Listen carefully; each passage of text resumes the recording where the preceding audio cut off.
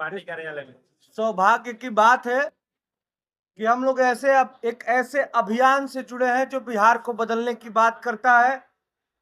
एक ऐसे अभियान से जुड़े हैं जो बिहार में उच्च स्तर की शिक्षा बच्चों को देने की बात करता है।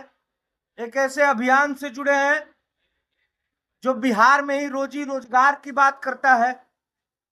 और एक ऐसे हमारे जो माननीय आदरणीय सूत्रधार हैं हमारी जन स्वराज पार्टी के प्रशांत किशोर जी, एक ऐसे व्यक्तित्व, एक ऐसा बिहार का लाल जो सारा सब कुछ छोड़ छाड़ के सारा ऐशो आराम, जो आदमी 10 साल यूएन में रहते हैं, जो 10 सालों तक भारत के अन्य अन्य पार्टियों को उनके मुकाम तक पहुंचाए, आज अपने एक बिहारी होने का कर्तव्य निभा रहे हैं और सब ऐशो आराम छोड़ के